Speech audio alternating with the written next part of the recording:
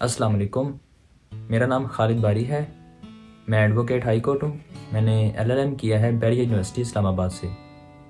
आज जिस टॉपिक पे मैं वीडियो बनाने जा रहा हूँ, ये टॉपिक मेरे माइंड में आया नहीं बल्कि लाया गया है। वो इस तरह के इससे पहले जो मैंने वीडियो बनाई जिसमें मैंने खुला का जिक्र किया कि अगर खावंद बीवी को तलाक नहीं दे रहा, उस पर जुल्म तशद्दुद कर रहा है, तो बीवी अदालत के ज़रिए तलाक कैसे ले सकती है।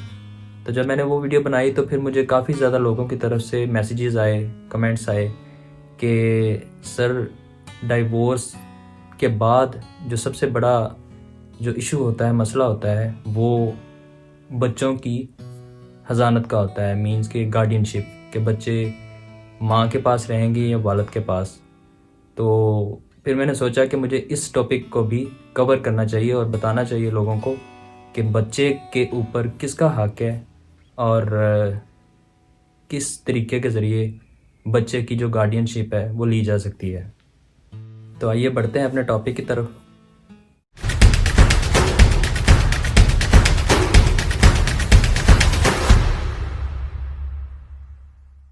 बच्चे की गार्डियनशिप के बारे में जो असूल तय हुए हैं वो आज नहीं बल्कि आज से 1400 साल पहले इस्लाम ने भी तय कर दिए थे। जैसा कि सूरह बकरा में आयत 233 में आता है कि माँ बच्चे को 2 साल की उम्र तक दूध पिलाए। तो इस आयत से हमें ये चीज़ की क्लैरिफिकेशन मिल जाती है कि बच्चा 2 साल तक माँ के पास रहेगा, उसको कोई चैलेंज नहीं कर सकता। इसके बाद हमारे पास हदीस की रोशनी में एक वाक़या मौजूद है कि एक सहाबी आप सल्लल्लाहु अलैहि वसल्लम के पास पेश हुए और उन्होंने कहा कि मुझ पे सबसे ज़्यादा हक मेरी वालदा का है या मेरे बाप का। तो आप सल्लल्लाहु अलैहि वसल्लम ने कहा कि तुम्हारी माँ का। तो उन्होंने फिर दरियाफ्त किया कि इसके बाद किसका हक है। तो आप सल्लल्लाहु अलैहि वसल्लम ने फिर फरमाया कि तुम्हारी माँ का। तीसरी दफ़ा फिर उन्होंने दरियाफ्त किया तो आप सल्लल्लाहु अलैहि वसल्लम ने फिर माँ का नाम लिया। चौथी मरतबा जब सहाबी रज़ी अल्लाह ताला अन्हु ने दरियाफ्त फरमाया तो आप सल्लल्लाहु अलैहि वसल्लम ने कहा कि तुम्हारे बाप का। तो हदीस की रोशनी से हमें ये पता चलता है कि बच्चे के ऊपर जो ज़्यादा हक है वो उसकी माँ का है और थोड़ा हक उसके वालिद का है। अगर हम मैथमेटिकली इस हदीस को लें तो 75% हक माँ का है और 25% वालिद का। इसके अलावा हमारा पाकिस्तान का कानून भी यही कहता है कि बच्चे के ऊपर ज़्यादा हक वालदा का है। जो कानून है वो तो ये बयान करता है कि अगर बच्चा है तो 7 साल तक और अगर बेटी है तो वो 18 साल की उम्र तक वालदा की परवरिश में रहेगी और वालिद उसके बाद उसको क्लेम कर सकता है उसकी गार्डियनशिप को। इसी तरह मोहम्मडन लॉ के सेक्शन 353 के तहत भी यही बयान किया गया है कि जो बच्चे की परवरिश, अच्छी परवरिश के लिए उसका वालदा के पास होना बहुत ज़रूरी है।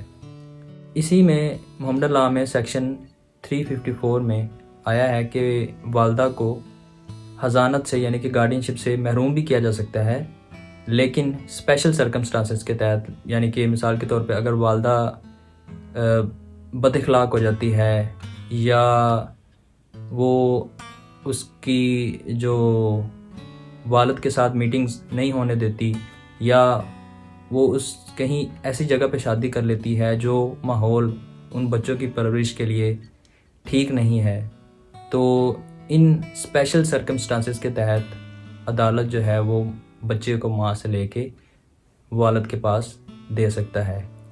लेकिन अगर ये स्पेशल सर्कमस्टांसेस ना हो तो बच्चे का माँ के पास होना ज़्यादा बेहतर है।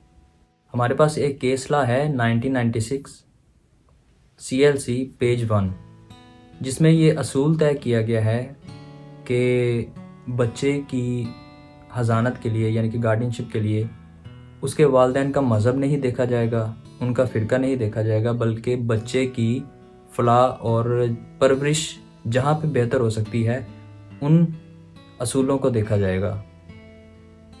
अदालत में माँ या वालिद दोनों में से जो ये साबित कर दे कि वो बच्चे की सही तालीम और तरबियत कर सकते हैं तो अदालत بچے کی حضانت ان کو دے دیتی ہے، کیونکہ عدالت کا جو بیسک پرپز ہے اس معاملے میں وہ بچوں کی تعلیم و تربیت پہ فوکس رکھنا ہے، کیونکہ بچے عدالت کے مرہون منت ہوتے ہیں، کیونکہ والدین تو علیحدگی اختیار کر چکے ہوتے ہیں، تو بچوں کی جو ویلفیئر ہے اس کی ذمہ داری عدالت کے سر پہ آتی ہے، تو عدالت نے ان کی ویلفیئر کو مد نظر رکھتے ہوئے فیصلہ سنانا ہے۔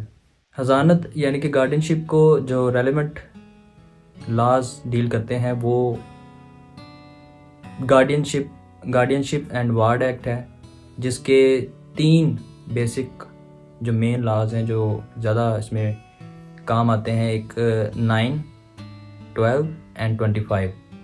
9 یہ بتاتا ہے کہ کون سی کورٹ میں کس ٹیریٹری میں جو پٹیشن ہے یا جو کیس ہے اس گارڈینشپ کے لیے وہ دائر کیا جائے گا۔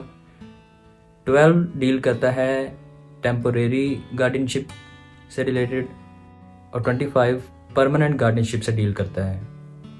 عدالت میں جب کیس آتا ہے گارڈینشپ کا تو عدالت اکارڈنگ ٹو سیکشن 12 ماں یا باپ دونوں میں سے کسی کے پاس بھی بچے کو رکھ سکتی ہے عارضی طور پہ، جب تک کہ کیس کا پرماننٹ فیصلہ نہیں آ جاتا۔ کسٹڈی کی 2 قسمیں ہوتی ہیں، ایک پرسنل کسٹڈی اور ایک پراپرٹی کی کسٹڈی۔ جو پرسنل کسٹڈی ہے وہ 18 سال کی عمر تک ہوتی ہے، اور جو پراپرٹی کی کسٹڈی ہے وہ 21 سال تک کی عمر تک کے لیے ہوتی ہے۔ بچے کی کسٹڈی کا فیصلہ سنانے کے بعد عدالت ملاقات کا شیڈیول طے کر دیتی ہے۔ مثلاً اگر بچہ ماں کو دے دیا گیا ہے تو باپ کب اور کیسے اپنے بچوں کو مل سکتا ہے، وہ پورا شیڈیول بھی عدالت ساتھ طے کرتی ہے۔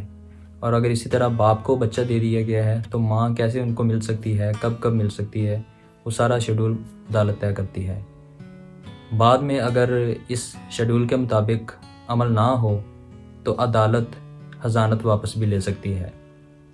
اگر بچے کی کسٹڈی یا گارڈینشپ ماں کو دے دی گئی ہے اور باپ جو ہے وہ زبردستی بچے کو اپنے ساتھ لے گیا ہے تو ماں according to section 491 CRPC petition دائر کرے اور عدالت پولیس کے ذریعے اس بچے کو واپس لے کے دے گی۔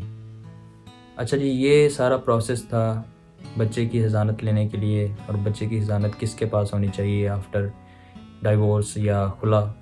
اینڈ پہ میں کنکلوڈ کرتا چلوں کہ اسلام نے زیادہ زور جو حضانت کا ہے بچے کی وہ والدہ کے پاس دیا ہے، کہ بچے کی جو بہترین پرورش ہے وہ والدہ ہی کر سکتی ہے۔ کچھ سرکمسٹانسز ہیں جن میں والدہ کو محروم کیا جا سکتا ہے بچے کی حضانت سے۔ یہی چیز ہمارا جو پاکستان کا قانون ہے وہ بھی یہی کہتا ہے کہ بچے کی جو پرورش ہے وہ ماں زیادہ بہتر کر سکتی ہے، اور کورٹ جو ہے وہ بھی انہی اصولوں کو دیکھتی ہے کہ بچے کی جو پرورش ہے، جو فلاح و بہبود ہے بچے کی، وہ ماں کے پاس بہتر طریقے سے ہو سکتی ہے یا والد کے پاس۔ تو اکارڈنگ ٹو سرکمسٹانسز دیکھتے ہوئے عدالت فیصلہ سناتی ہے۔ یہ تھا جی سارا پروسیس گارڈینشپ کا۔ اینڈ پہ میں اپنی رائے دینا چاہوں گا کہ اس معاملے کے بعد، اس فیصلے کے بعد ہمیں ذرا غور کرنا چاہیے کہ گارڈینشپ تو کسی ایک کو مل جاتی ہے، لیکن اس میں بچے کا بہت بڑا نقصان ہوتا ہے۔ وہ باپ یا والدہ کی شفقت، ان کی پریزنس سے، ان کے سائے سے محروم ہو جاتا ہے۔